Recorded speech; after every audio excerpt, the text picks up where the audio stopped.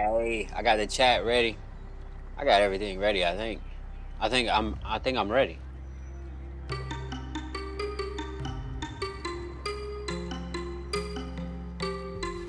Message.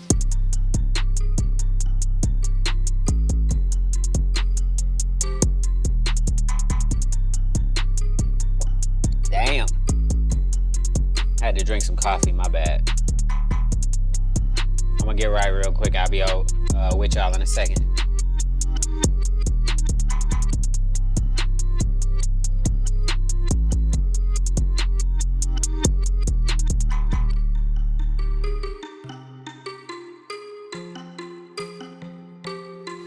Message. Tingle.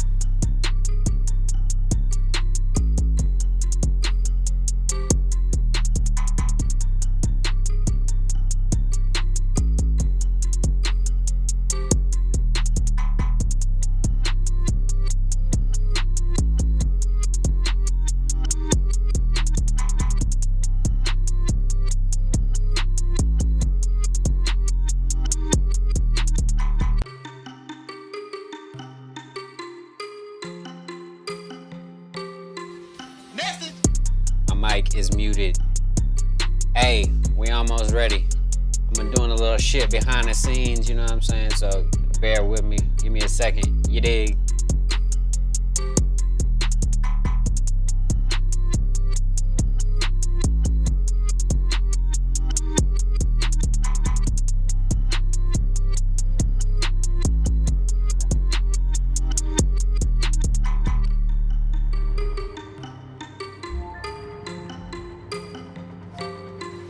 Message.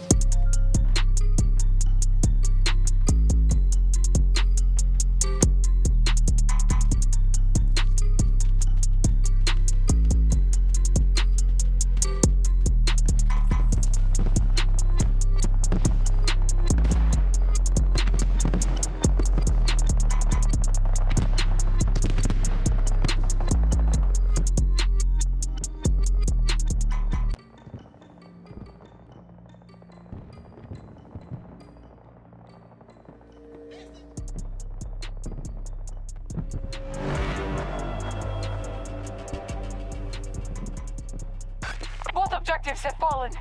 Fall back to the next sector.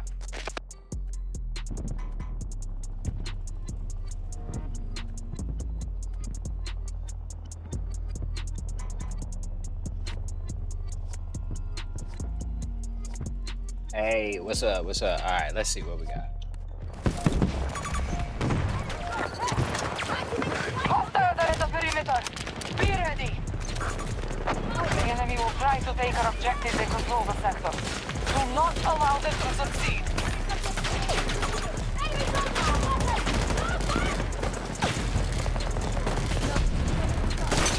Up we go.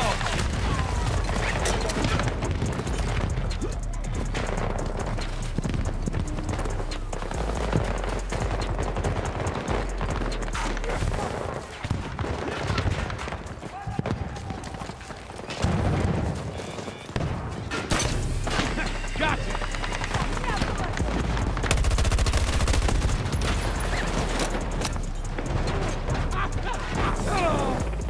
Incendiary gas. What? Must have been on fire. I didn't even see it.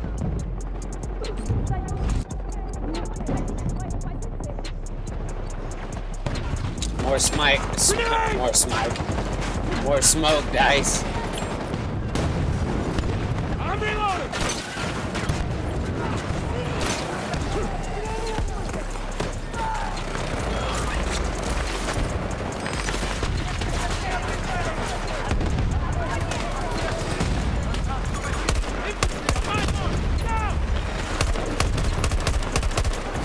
Cover me, I'm reloading.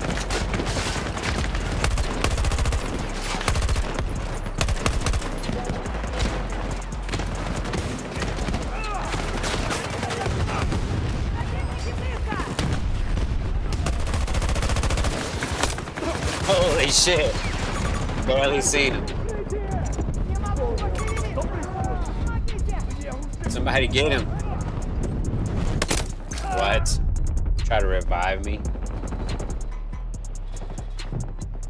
Nice try, though.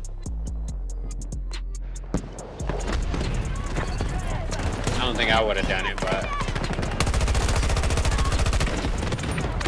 Reloading! Пытайтесь помочь!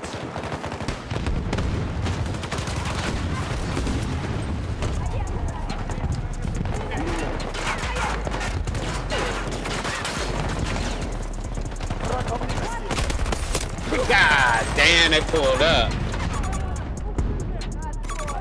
Damn, I should have stayed where I was. Назад! Подходите! They've planted explosives. Let's see what Alan Watts got to talk about real quick. Very basic in our thinking. As it's say, one must live. We need to survive, to go on. We need money for food, for this, that, and the other. We must go on. Don't let me die over here! Let me die over here. And we know that we're not going to get away with it for very long. That The enemy has neutralized Bravo after a certain objective. number of years, we're going to die. But the thing is going to end. The thing that we call I is going to be as it is in sleep, deep sleep, with no dreams. But that between now and that happening, there may be the most ghastly pains. Not only perhaps the pains of physical disease, or being wounded or hurt, but the pains of worrying about Let's get going! our failure of responsibility to people who depend on us. Right? And we suffer other people's suffering simply because we're sensitive and have imagination. We participate in their sufferings, and our adrenaline and our chemicals respond simply by imagination to the sufferings of other people. And so we can look at these problems and say, now, all these problems cannot be solved in a physical way. That is to say, we do not expect in our lifetime that medical skill will make us exempt from death. Hey. Right? We do not seriously expect that human beings will all learn to be nice to each other and will refrain from war and horrors of that kind, racial prejudice and so on. We don't seriously expect to find a method of being protected by taking some sort of drug against all possible disease and pain. Right? So therefore we say, It's now futile, maybe there's man. another way around. Maybe that instead of solving these problems at the technical level, we could solve them at the psychological and spiritual level by so disciplining ourselves, God by damn. so doing something with ourselves, On the roof. that we wouldn't be afraid of it anymore. And so, in accord with that motivation, we seek out spiritual teachers, psychological teachers, this, that, and the Gurus? other. Yeah. Could we somehow be made over so that we don't Fuck. Fucking worry fail. about the quaking mess? And you see, if you examine, that this Oh, I should have been ready coming around wanting the to corner. overcome the quaking mess and not have it anymore, that precisely is the quaking mess.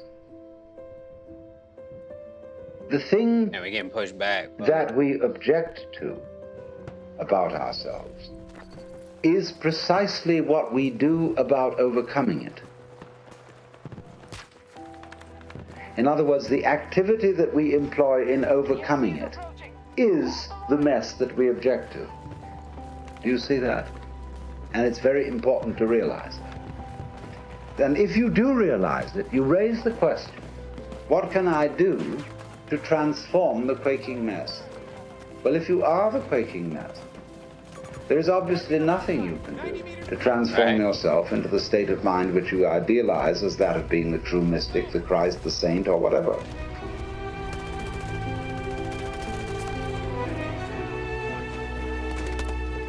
Fuck. Should have looked to the right. I knew they was over there too. But I ain't wanna So look over there. you realize that everything is phony. All your ideals are simply manifestations of the quaking mess, trying to Right. get away from itself. Order out of chaos. Where the fuck is everybody at? Oh, right there. Oh, okay. The fucking And sun. that you are put in the position of, it is absolutely necessary for me to be different from the way I am. But there's absolutely nothing I can do about it, because being the way I am, I cannot be different from that. But if we can put it in different Damn. ways, I know that I ought not to be selfish. And I would very much like to be an unselfish person. But the reason why I want to be an unselfish person is that I am very selfish and would far more love myself and respect myself if I were unselfish. You see? Right. I know that I ought to love God. Paradox of life. Well, because God is the biggest boss. And it's best to be on the side of the big battalion. In other words, because I'm looking for the safety of my own spiritual skin. But you realize when you really look into yourself, there's nothing you can do. Nothing you can do.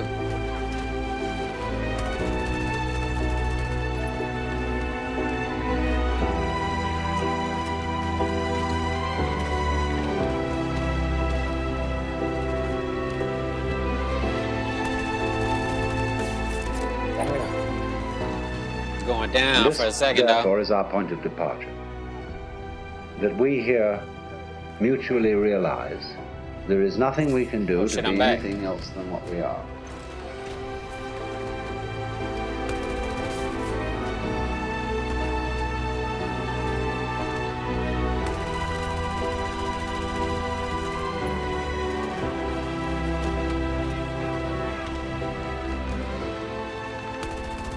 To feel any other way than what we feel at this moment. And to be then this quaking mess. However, this isn't as much of a blind alley, a cul-de-sac, as it sounds. God damn, somebody see me right there, too, laying down.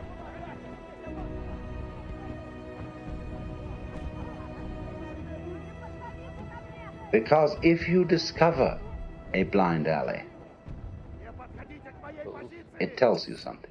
There we go. Thanks, bro. Watch the flow of water when it Watch the crosses flow of water. over Be like an area water. of land. And you will see that it puts out fingers. And some of them stop because they come into blind alleys. And the water doesn't pursue that course. It simply rises. And then it finds a way it can go. Fuck. I tried to get up there and throw some C4. But it never uses any effort. It only uses weight, gravity. It takes the line of least resistance and eventually finds a course. Water. Now we will do the same thing, only we're ashamed of it, but we're going to do it anyway.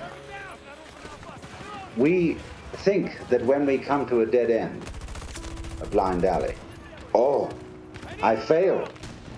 Supposing the water, at each place where a finger of water stretches out over dry ground and doesn't go any further because the land is too high, the water were to say to itself, I failed. We would say it was neurotic water. Just wait, and it will find a way. Now, when you find that there's no way of transforming yourself to become this fearless, joyous, divine Damn. being as distinct from the quaking mess, this is not a gloomy announcement. It is a very, very important communication.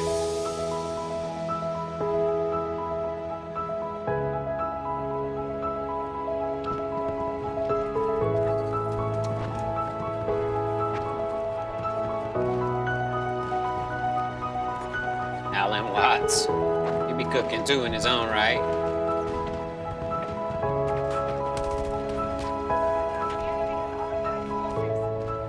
Telling you something. As like the land is telling the water, this isn't the way to go. There's another way. Try over There's here. too many people shooting at me. So in the that time. same way, life is telling you that's not the way to go.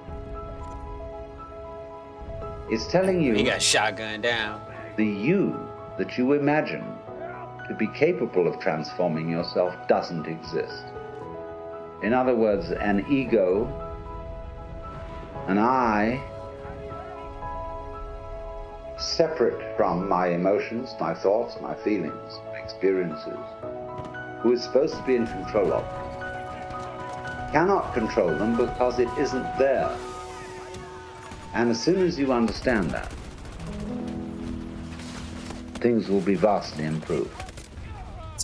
So many people everywhere. Sheesh. Alright, Alan Watts be cooking though too. I ain't gonna cap. Alright. Hold on, we can go to this one next. Actually, or this one. I'm not sure. Hold on, let's go to this one for now. Until we figure it out, you know what I'm saying?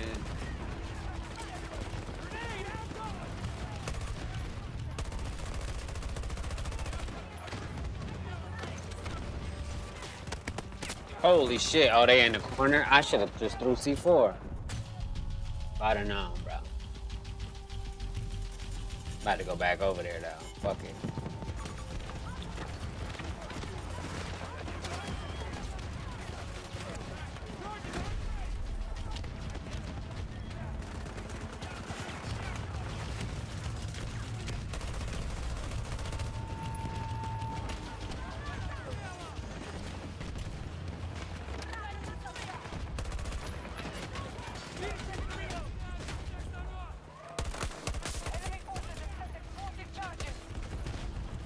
You got this shit touched up real quick. God damn, bro. The fuck?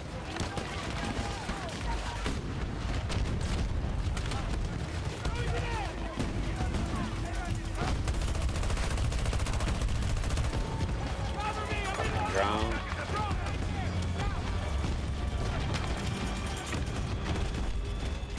Well, beat us. Today. The battle is lost. It's all good. It happens. That shit was crazy.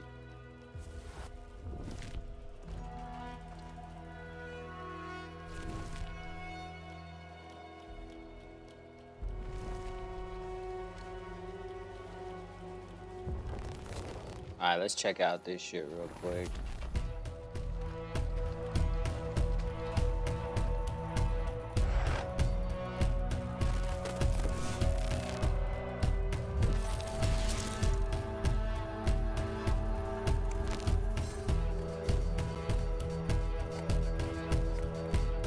Alright, y'all buckle y'all seatbelts because this video about 35 minutes.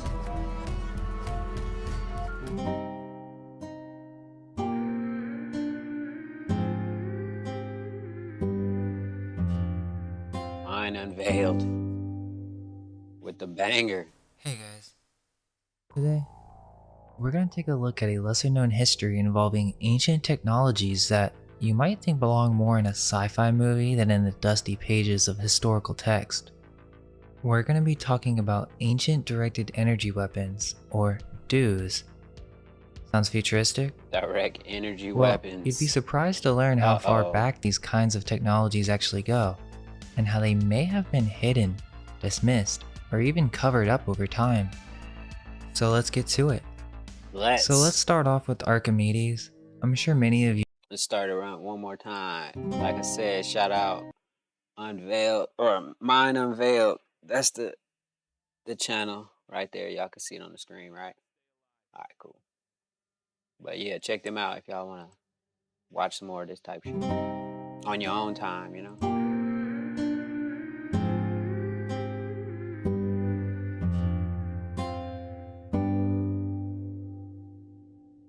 Hey guys. Today, we're going to take a look at a lesser known history involving ancient technologies that you might think belong more in a sci-fi movie than in the dusty pages of historical text. We're going to be talking about ancient directed energy weapons, or DEWs. Sounds futuristic? Well, you'd be surprised to learn how far back these kinds of technologies actually go, and how they may have been hidden, dismissed, or even covered up over time. So let's get to it. So let's start off with Archimedes. I'm sure many of you are already familiar with his name.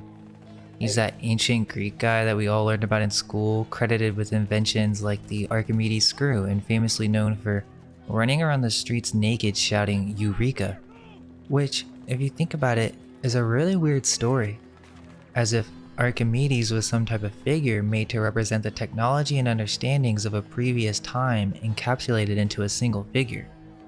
But here's where it gets interesting. Archimedes is also often associated with creating an ancient death ray, a weapon that supposedly set Roman ships ablaze during the siege of Syracuse. This is a very well-known story, yet, when brought up today, this account is often dismissed as myth or propaganda. So what's going on here? Could this story be more grounded in reality than we've been led to believe? Yeah, that's And right if this there. really was an ancient device that could melt metal, Border in Nevada and then what are the California. implications? Could it have been a tool for causing resets, eradicating warring nations, or even wiping out entire civilizations? Archimedes is famously credited for principles in hydrostatics and mechanics, exemplified by inventions such as the Archimedes screw, used for water irrigation, and mechanical devices like the Claw of Archimedes, which is accepted to have been actually used in ancient times, but for some reason, historians think that this ancient heat ray is too fanciful of a tale, and that it was debunked by Mythbusters. Even History Channel has a video on it, but they cover the good information and then say it's aliens, which is just a shame. Is it too far-fetched to consider that the ancients devised a way to amplify light for thermal applications? If Archimedes' other inventions were not only plausible but revolutionary, why would this particular story be a fabrication? Is it not within the realm of possibility that a genius who revolutionized multiple fields of science could engineer a way to focus sunlight as a weapon? Especially when we consider that modern experiments, while not universally conclusive, have indeed shown that focusing sunlight to ignite a combustible material is possible. So could it be that we're dealing with various interpretations or even lost variations of an ancient device? It's important to recognize that the understandings of optics was far from rudimentary in ancient times. The Greeks and Romans had a reasonably sophisticated grasp of lenses and light reflection. Moreover, text from antiquity suggests that Archimedes used burning glasses as part of his death ray. Burning glass. This opens up a whole new avenue, as are we not confusing burning mirrors with burning glasses? Two technologies that, although similar, are not the same. This distinction might be the key to understanding the blurry line between myth and reality in the Archimedes tale. It could be that what we call a death ray today was actually an advanced use of burning glasses or Fresnel lenses and mirrors, Right, Fresnel which had lenses. legitimate and varied applications in antiquity. Burning glasses have been a topic of fascination for millennia. They're essentially large convex lenses that focus the sun's rays into a small area, intensifying the heat to such a degree that they could start fires or cauterize wounds. And this isn't just a legend. This is backed up by multiple historical accounts. Roman writers like Pliny the Elder noted the use of glass vases filled with water to concentrate sunlight enough to ignite clothing. Plutarch described a burning mirror at the temple of the Vestal Virgins. This temple was used to relight the sacred fire of Vesta, which was an eternal flame in ancient Rome. Like the Olympic If flame. the fire, happens by an accident to be put out, it is not to be lighted again from another fire, but new fire is to be gained by drawing a pure and unpolluted flame from the From the sunbeams. sun. They kindle it generally with concave vessels of brass, formed by hollowing out an isosceles rectangular triangle, whose lines from the circumference meet in one single point. This being placed against the sun, causes its rays to converge in the center, which by reflection, acquiring the force and activity of fire, rarefy the air, and immediately kindle such light and dry matter as they think fit to apply." End quote. Aristophanes, the great playwright, even mentioned the burning lens in his play The Clouds as far back as 424 BC. Damn. Quote, Long time Strepsiades ago. says, "Have you ever seen a beautiful transparent stone at the druggist, with which you may kindle fire?" Socrates says, "You mean a crystal lens." Strepsiades says, "That's right. Well, now if I place myself with this stone in the sun, and a long way off from the clerk, while he was writing out the conviction, I can make all the wax upon which the words were written melt." End quote. Another version goes, quote, "Under further encouragement from Socrates to slacken his thought into air, he imagined melting away the wax tablet carrying his indictment with a sunbeam reflected through a glass lens." End quote. Which is interesting because Plato compares wax tablets to human memory. More importantly, this reference comes about 200 years before the supposed dating of the siege of Syracuse. So let's be clear, ancient thinkers already understood that sunbeams could melt or burn objects when Exactly. concentrated through a glass lens. Also, it's worth noting that Fresnel lenses initially were called burning glasses, and they essentially do the same thing. During our deep dives into lighthouse research, I've encountered numerous accounts claiming that the Fresnel lenses at the Lighthouses. top could function as a death ray. Interestingly, almost all the original lighthouses had Fresnel lenses, but they've been conveniently replaced in modern times. There are even videos online Yeah. demonstrating the formidable power of these Fresnel lenses. Are we really supposed to believe that this knowledge was absent in antiquity? Nah, they knew. So this they apparent knew legend about of it. Archimedes may be misunderstood because it wasn't until centuries after the event that it was discussed and contemplated by other Greek authors. The absence of contemporary sources has fueled skepticism. However, it's entirely possible that such groundbreaking technology would be kept under wraps. Just because a few Greek historians like Polybius, Right. Titus, and Plutarch ain't had trying to covered tell the Roman everybody. siege of Syracuse, yet did not mention the death ray, does not automatically conclude that it never existed. Could it be that such a devastating weapon was deliberately omitted from historical records? Exactly. If we're open to the idea that Archimedes himself might be a omission is native still figure lying. created to house the technologies of a bygone era, then the silence surrounding this weapon might be more revealing than we think. Another point skeptics often bring up is Diocles, born 50 years after Archimedes, who wrote a work called On Burning Mirrors. This is the first documented proof that parabolic mirrors could focus light. Critics point out that while Diocles talks about a contemporary of Archimedes, he never mentions that Archimedes built a death ray. Sure, but let's not miss the forest for the trees here. Diocles' entire work is literally about how to burn things with mirrors. Plus, you don't even have the original text, just translations and copies. Interestingly, right after this discussing burning mirrors, Diocles brings up Archimedes in relation to geometry. Could this be a hidden nod? Secret or not, Diocles goes in depth about the power of these burning mirrors and the nature of conic shapes. He confirms when a shape is curved into a parabola, it has enormous burning power. This is backed up by a 14th century encyclopedic work by Muhammad B. Ibrahim B. Said al-Akfani describing how the ancients used to make these mirrors.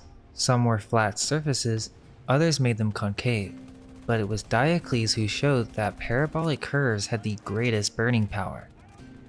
So are we to believe that just because there's contradicting information, the story's not true? Or could it be that we're not getting the full picture?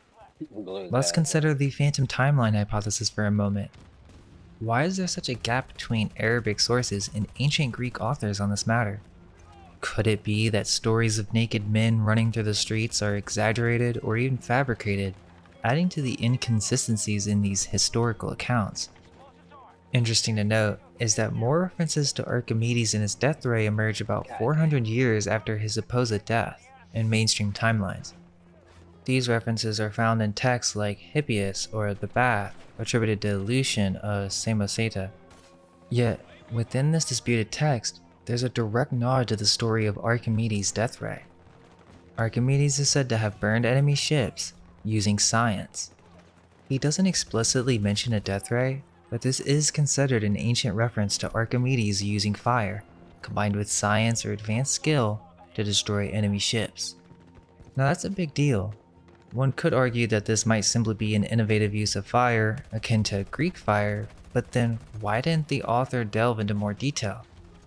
Given that the subject of burning mirrors and glasses is ancient, is there a reason why this particular knowledge has been relegated to myth? The other two ancient references to this death ray come from a medical treatise by Galen. He states, quote, "I suppose that Archimedes is said Where'd to I have get set shot fire to the enemy ships using fiery stuff." End quote. Fiery what? But the translation is Stuff? not 100% reliable. The Greek word used here is a bit of a puzzler when it comes to fire. It could refer to holy fires or fires associated with offerings, so the story gets a little bit more complicated. The next reference doesn't come until about 700 years after Archimedes. The skeptics often question, why aren't these events referenced in earlier sources? How can someone come in centuries later and speak of such a fanciful tale of so much time has passed since the actual events?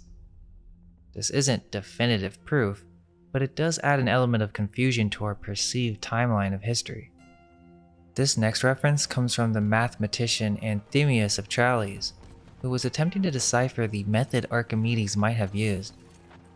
He suggests that Archimedes could have set Roman ships ablaze using mirrors. This means that people knew of the story and understood the end result, that ships were Damn, burned bro. from a distance. What they lacked was the specific method, technique, or properties needed to replicate it. Anthemius speculates Yeah, that they it puzzler when it comes to understood. fire. It could refer to holy fires or fires associated with offerings, so the story gets a little bit more complicated. The next reference doesn't come until about 700 years after Archimedes. The skeptics often question, why aren't these events referenced in earlier sources? How can someone come in centuries later and speak of such a fanciful tale of so much time has passed since the actual events? This isn't definitive proof, but it does add an element of confusion to our perceived timeline of history. This next reference comes from the mathematician Anthemius of Tralles, who was attempting to decipher the method Archimedes might have used. He suggests that Archimedes could have set Roman ships ablaze using mirrors. This means that people knew of the story and understood the end result, Right. that ships were burned from a distance.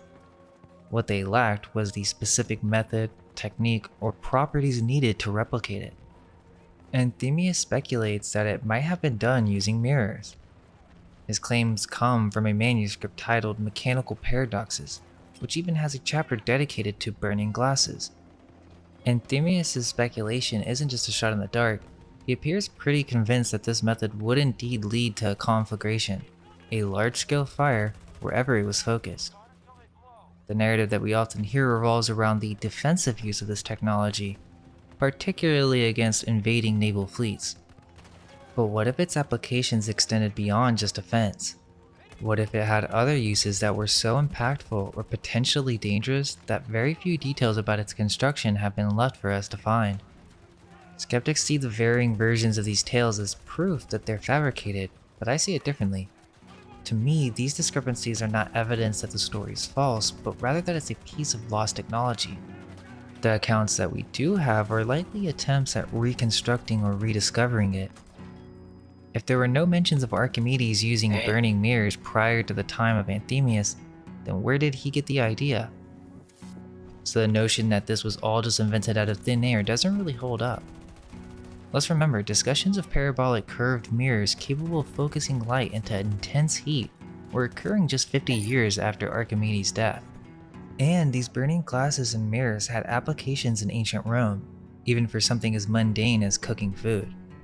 Making bread So might and it be shit. possible that Archimedes serves as a kind of cover, a symbolic figure standing in for a lost technology that used a combination of curved mirrors and lenses?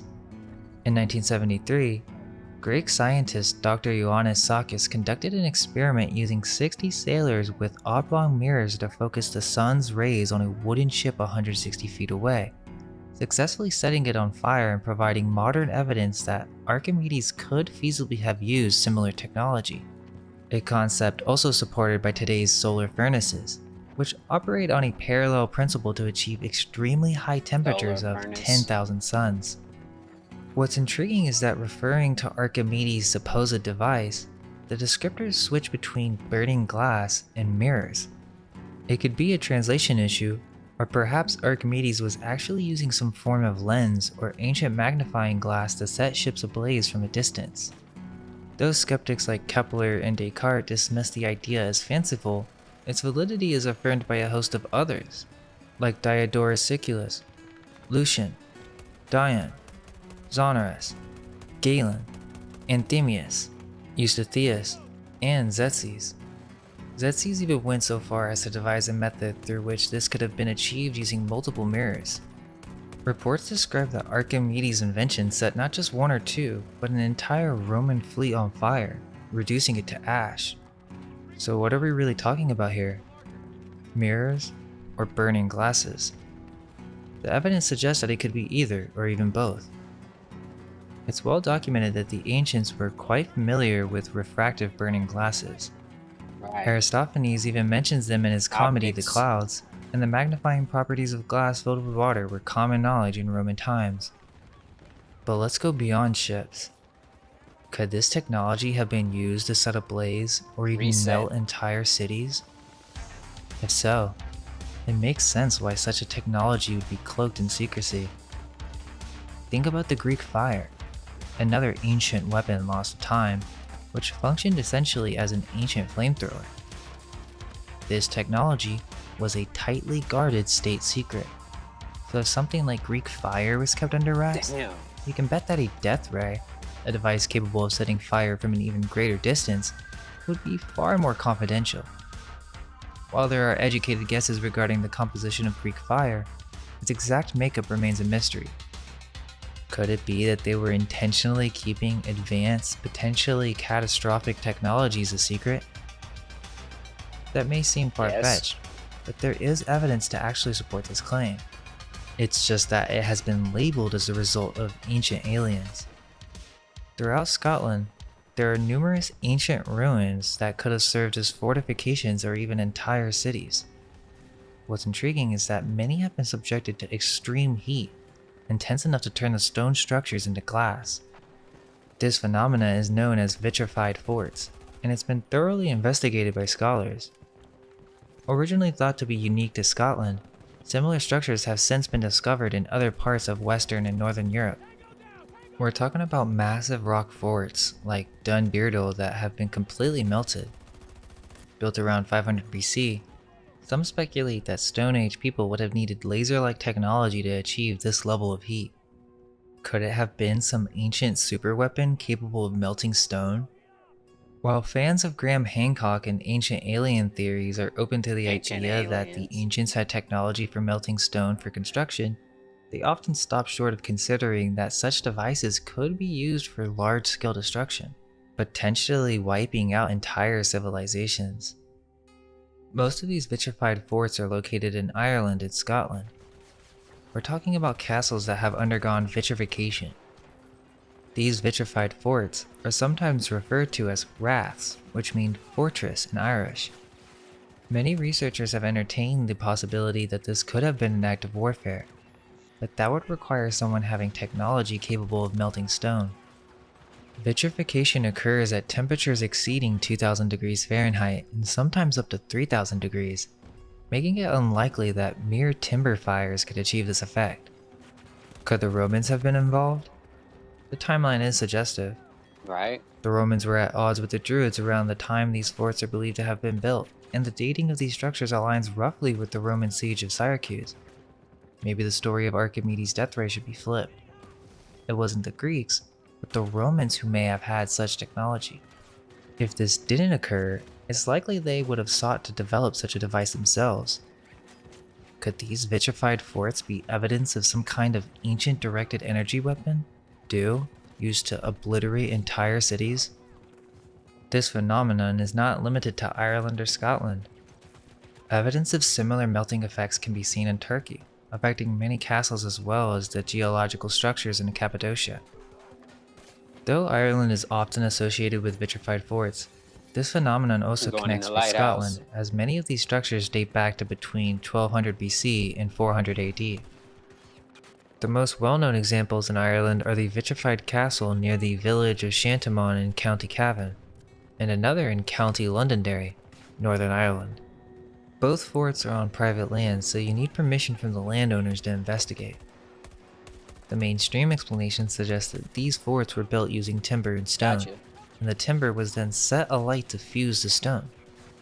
However, there's actually more evidence supporting the existence of Archimedes' death ray than there is for this particular construction method, which isn't mentioned by any ancient text. Isn't that worth considering? While several ancient references support the concept of a death ray, modern experiments have also proven its feasibility. On the other hand, no modern experiments have successfully demonstrated that you can melt stone in this way for construction purposes. The phenomenon of vitrification isn't limited to Ireland and Scotland. It's a subject of study across the ancient world. Some researchers have even questioned whether the stones used in ancient Peruvian architecture were melted. Perhaps this connects with the Visby lenses, a collection of manufactured objects made of rock crystal found in Viking graves on the island of Gotland, Sweden. These lenses date back to the 11th or 12th century and possess surprisingly advanced characteristics like biaspheric surfaces and optimized surface profiles for better image quality. Interestingly, most of these Visby lenses were discovered alongside Viking artifacts, but their level of craftsmanship indicates a knowledge of optics that, according to mainstream scholars, shouldn't have existed back then. It's speculated that these lenses could have been produced in Byzantium or Eastern Europe, but that doesn't explain how they ended up with the Vikings of Gotland, who were the land of Gotland, Sweden. These lenses date back to the 11th or 12th century and possess surprisingly advanced characteristics like biaspheric surfaces and optimized surface profiles for better image quality.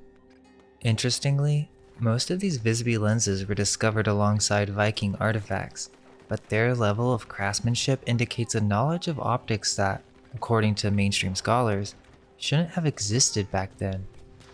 It's speculated that these lenses could have been produced in Byzantium or Eastern Europe, but that doesn't explain how they ended up with the Vikings of Gotland, who were themselves entrenched in complex trade networks. Interestingly, the Goths of Gotland also had many sun rune stones as well.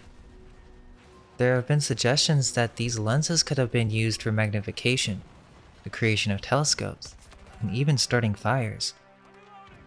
Well, we do know now that there is compelling evidence that intense heat turned some ancient cities or forts into glass. The root cause seems to point either to warfare or some cataclysmic event. Intriguingly, medieval lore is rife with stories of enormous fires descending from the sky and annihilating cities. This kind of narrative isn't new. We've all heard of the biblical tale of Sodom and Gomorrah, where it rains sulfur and fire, akin to Greek fire. Lot's wife was turned into a pillar of salt, or vitrified. If it wasn't a death ray, some ancient cultures might have had the capability to project fire over a distance and intensify its heat with specific mixtures. Moreover, in Homer's Iliad, gods often intervene by sending down fire in various forms to assist one side or the other. Ancient texts from China and India also describe what could be considered advanced warfare, featuring fire arrows and other weaponry capable of being launched over significant distances. Some argue that these could be embellished accounts of real historical events, perhaps involving some form of ancient technology or natural phenomena. Also, the concept of the camera obscura connects with this. Mentioned by Aristotle in the 4th century BC, Lot's wife was turned into a pillar of salt, or vitrified. If it wasn't a death ray, some ancient cultures might have had the capability to project fire over a distance and intensify its heat with specific mixtures. Moreover, in Homer's Iliad, gods often intervene by sending down fire in various forms to assist one side or the other. Ancient texts from China and India also describe what could be considered advanced warfare, featuring fire arrows and other weaponry capable of being launched over significant distances. Some argue that these could be embellished accounts of real historical events, perhaps involving some form of ancient technology or natural phenomena. Also, the concept of the camera obscura connects with this. Mentioned by Aristotle in the 4th century BC, and later elaborated upon by Chinese Moist and Iraqi polymath Alhazen, reveals ancient interest in optics and light manipulation. Shen Kuo, a statesman from China's Song's dynasty, was the first to clearly outline the relationship between focal points, burning points, and the pinhole camera in his Dreampool essays from 1088 AD. Right? Then there are the biblical accounts, like the trumpets at the Battle of Jericho, which can be interpreted as a possible reference to ancient directed energy weapons. According to the story, the Israelites marched around Jericho's walls, culminating in priests blowing horns while carrying the Ark of the Covenant. The city walls then miraculously crumbled, allowing the Israelites to carry out a devastating attack. Is this discussing a form of ancient dew, potentially pointing to the use of acoustic energy weapons? This understanding has its roots in ancient cymatics, Energy weapons. which was incorporated into ancient architecture for positive spiritual pursuits. However, it's possible that the same knowledge was also harnessed for more nefarious purposes, such as causing destruction. The Book of Revelation delves even deeper, describing the 7 seals, the sounding of 7 trumpets, and the pouring of 7 bowls, all leading to catastrophic events on Earth. For instance, the first trumpet causes hail and fire mixed with blood to rain down, incinerating a third of the trees in all green glass. Revelation 8, verse 7. These narratives might well be describing some form of advanced, possibly weaponized technology or phenomena rather than merely divine intervention. The idea of trumpets or directed weapons causing localized destruction is a recurring theme in various medieval manuscripts, suggesting there's some substance to these accounts. And burning glass technology isn't confined to just Archimedes. We should also distinguish between burning mirrors and burning lenses. For instance, Proclus, a 6th century figure, is said to have used such technology to destroy Vitalian's fleet during the siege of Constantinople. Alhazen too discusses burning glasses in his Book of Optics, which itself draws from older Greek works. Book of Optics. Roger Bacon, the famous 13th century 7 bowls, all leading to catastrophic events on Earth. For instance, the first trumpet causes hail and fire mixed with blood to rain down, incinerating a third of the trees in all green glass. Revelation 8, verse 7. These narratives might well be describing some form of advanced, possibly weaponized technology or phenomena rather than merely divine intervention. The idea of trumpets or directed weapons causing localized destruction is a recurring theme in various medieval manuscripts, suggesting there's some substance to these accounts. And burning glass technology isn't confined to just Archimedes. We should also distinguish between burning mirrors and burning lenses. For instance, Proclus, a 6th century figure, is said to have used such technology to destroy Vitalian's fleet during the siege of Constantinople. Alhazen too discusses burning glasses in his Book of Optics, which itself draws from older Greek works. Roger Bacon, the famous 13th century alchemist, also wrote about the capabilities of burning glasses among other optical devices. The fact that this technology was discussed by alchemists implies some level of secrecy or specialized knowledge. There are actually many alchemical engravings that depict these devices. Giambattista della Porta, the author of Natural Magic, also talks about the application of burning glasses. Engravings from the 17th century confirm that these lenses were used for practical purposes like starting fires, validating their existence and use around the 1650s. In the realm of optical studies, the correspondence between Welsh mathematician John Bulkley and Thomas Harriot in the late 1590s offers more than meets the eye. Bulkley's inquiry about a gargantuan planospherical lens, 48 feet in diameter, has been largely dismissed as the ponderings of an imaginative mind, but such quick dismissal may be premature. Harriot's extensive calculation about the lens' optical and burning properties indicate a level of seriousness that should make us question whether this was merely a theoretical exercise or an exploration into something more substantial. Harriot's meticulousness in using both the sine law of refraction and interpolation from Whittelow's refraction tables showcases a scientist committed to precision. This suggests that he considered the concept of a large lens capable of burning objects from a distance inquiry about a gargantuan planospherical lens, 48 feet in diameter, has been largely dismissed as the ponderings of an imaginative mind, but such quick dismissal may be premature. Harriot's extensive calculation about the lens' optical and burning properties indicate a level of seriousness that should make us question whether this was merely a theoretical exercise or an exploration of magic. Also talks about the application of burning glasses. Engravings from the 17th century confirm that these lenses were used for practical purposes like starting fires, validating their existence and use around the 1650s. In the realm of optical studies, the correspondence between Welsh mathematician John Bulkley and Thomas Harriot in the late 1590s offers more than meets the eye.